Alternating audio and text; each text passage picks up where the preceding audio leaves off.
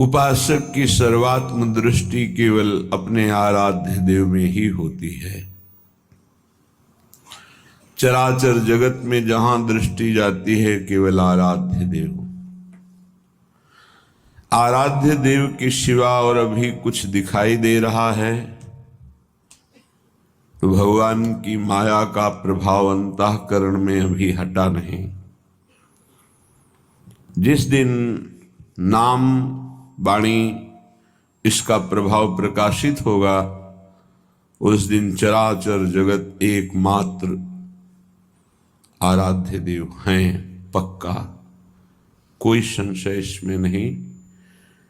ये केवल माया का पर्दा पड़ा हुआ है, त्रिगुणात्मिका माया का, इसीलिए पुरुष स्त्री जड़ चैतन्य अच्छा बुरा ऐसा भास रहा है नहीं। चिद चिद लक्षणम सर्वम राधा कृष्णमयम जगत, संपूर्ण जगत प्रिया प्रीतम में है। यही दृष्टि प्राप्त करने के लिए उपासना का स्थापन अपने हृदय में उपासक करता है। जब तक उपासना का स्थापन नहीं होता तब तक वासना रहती है और वासना दुर्गति कराती है, गंदे आचरण कराती है। वासना को उपासना से काटना ही पड़ेगा यदि दुखों से मुक्त होना चाहते हो तो। प्रत्येक शरीरधारी दुख नहीं चाहता, सुख चाहता है। प्रत्येक शरीरधारी की चेष्टा मुझे सुख मिले इसलिए होती है। परिणाम में दुख क्यों मिलता है? ना चाहने पर परिणाम में दुख मिलता है, क्योंकि तुम्हारी क्रिया गलत है। चाहते हो सुख, लक्ष्य बनाया सुख, और जो क्रिया करी उसका परिणाम होता है दुख। बस यही भाव समझना है। तुम्हारी क्रिया अशुद्ध हो गई, तुम्हारा चिंतन अशुद्ध हो गया, तुम्हारा लक्ष्य गलत हो गया। उसी को सुधारने के लिए मानव देह मिला है। मानव देह में भी कुछ ऐसे सौभाग्यशाली हैं जिन्हें सत्संग मिला। नहीं, असंख्यों की संख्या में मनुष्य हैं पूरे विश्व में। क्या सब इस समय सत्संग सुन रहे हैं? क्या सब उपासना के भाव में हैं? क्या सब नाम जप कर रहे हैं? नहीं, परिचय ही नहीं है कि कोई भगवान है, उसको प्राप्त करना लक्ष्य है। ये तो केवल सौभाग्यशालियों को मिलता है। जो अर्थ में, काम में, भोगों में रत है वो सौभाग्यशाली नहीं है। सुनो उमाते लोग अभागी, हरि तज होए विषय अनुरागी। ये भगवान शिव बोल रहे हैं, महादेव, देवाधिदेव, जगत गुरु। हे उमा, अभागी किन्हें कहते हैं? जिनके जीवन में नाम जप नहीं है, सदाचरण नहीं है, सत्संग नहीं है, भगवत उपासना नहीं है। वो कोई भी हो, कहीं भी हो, किसी भी पद पे हो, वह अभागी है। परिणाम उसका बहुत ही निंदनीय आएगा, क्योंकि बिना भगवान का आश्रय लिए बुद्धि अपवित्र रहती है। अपवित्र मलिन बुद्धि सदैव मन के अधीन रहती है। मलिन मन इंद्रियों के अधीन रहता है, इंद्रियां विषयों के अधीन रहती हैं, और देहाभिमानी जीव विषय भोक्ता और कर्म करता बन करके बार बार जन्म मरण को प्राप्त होता है। यह है प्रपंच। इस प्रपंच से मुक्त होने का सौभाग्य अपने लोगों को मिला है, क्योंकि भगवत चर्चा कथन श्रवण परम पावन महामहिम श्री वृंदावन की रज में बैठकर, श्री वृंदावन की रज में बैठकर श्रीपाद प्रबोधानंद जी महाराज कहते हैं, यस्मिन् कोटि सुरद्र वैभव श्रुता भूषीरुहा पोषका भक्ति सदवनिता महारसमयी यत्र स्वयं श्लष्यति यत्र श्री हरिदास वर्य गणिता खट्टायमाना शिला तद वृंदावनम अद्भुतम सुखमयम को नाम नालंबते। यहां वृंदावन की लताएं बड़े बड़े महात्मा परमहंस जो भजन करके भगवत प्राप्त हो गए, श्री जी की कृपा हुई। कोई वृंदावन में बेली बना, कोई लता, कोई वृक्ष, ये कोई महात्मा है, ये साधारण नहीं है।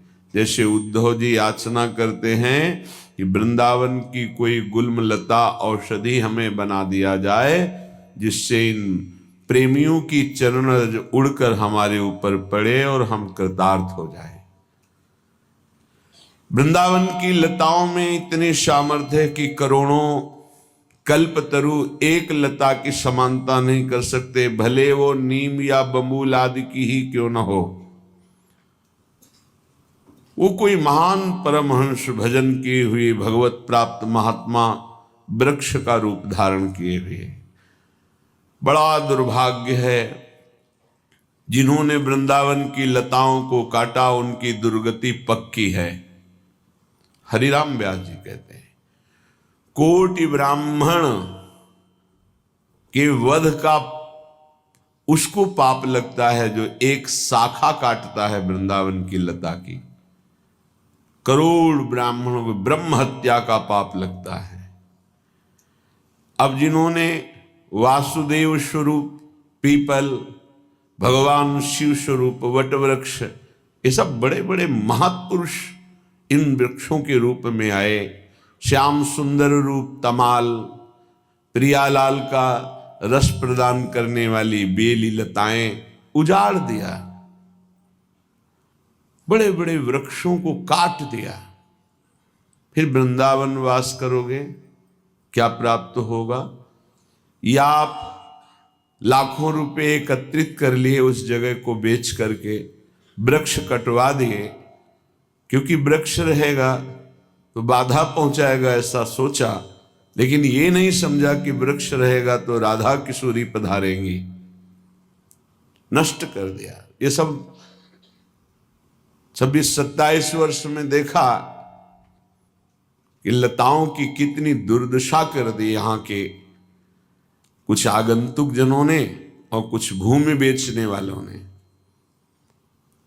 ये विचार नहीं किया कि लता भवन सुख शीतल छहा, श्री हरिवंश रहत नित जहां तहां न वैभव आन के। जहां चार लताएं हैं, हमारे प्रियालाल वहां विराजते हैं, वहां रसमयी वार्ता करते हैं बैठकर। देखो, इन लताओं के दर्शन से मोह का नाश होता है, भजन की भावना प्रकट होती है। प्रियालाल के प्रेम प्रदान करने में समर्थ हैं वृंदावन के वृक्ष लता। बड़ा दुर्भाग्य होता जा रहा है। जो हमारी उपासना का लक्ष्य है, केंद्र है, रजरानी ढकती चली जा रही। जिधर देखो पत्थर का प्रभाव, रजरानी ढकती गई, पत्थर ऊपर लग गया। रज नहीं लगनी चाहिए, जबकि इस रज से ही प्रेम प्रकाशित होगा।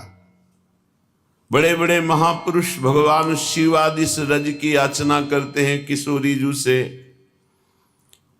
कि मुझे और कुछ नहीं, बस आप अपने वृंदावन की रज प्रदान कर दो।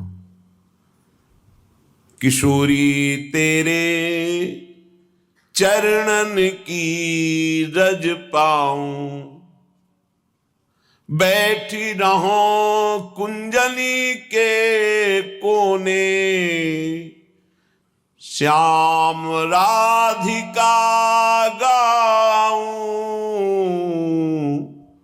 श्याम राधिका गाऊं। कहां? कुंजन के कोने। चार लताएं हैं, उन लताओं के नीचे बैठकर आपके रस भरे पद गाऊं, आपका नाम कीर्तन करूं, आपको पुकारूं, राधा राधा राधा। किशोरी तेरे चरणन की रज पाऊं, जो रज शिव शनकादिक याचत, सो रज शीस चढ़ाऊं। व्यास स्वामिनी की छवि निरखूं और बिमल बिमल जस गाऊं। लाडली, शिव शनकादि ब्रह्मादि जिस चरण रज को चाहते हैं, आप कृपा करो मुझे वो चरण रज मिले और मैं अपने माथे पे धारण करूं और आपको देखते हुए विमल यश का गान करूं। मुझे और कुछ नहीं चाहिए। बड़े बड़े महापुरुष कह रहे हैं, हरिराम व्यास जी, मुझे नहीं चाहिए कुछ, अपनी कर लो। किशोरी मोहि अपनी कर लीजे, और दिए कछु भावत नाही। वृंदावन रज दीजे, वृंदावन रज दीजे। लाडली मोहि अपनी कर लीजे। और कुछ नहीं चाहिए। परम पद मोक्ष, ये लोक लोकांतर के भोगों की तो बात जाने दो। मेरी लाडली, मुझे अपना बना लो और वृंदावन की रज में सदैव रख लो। खाग मृग पशु पंछी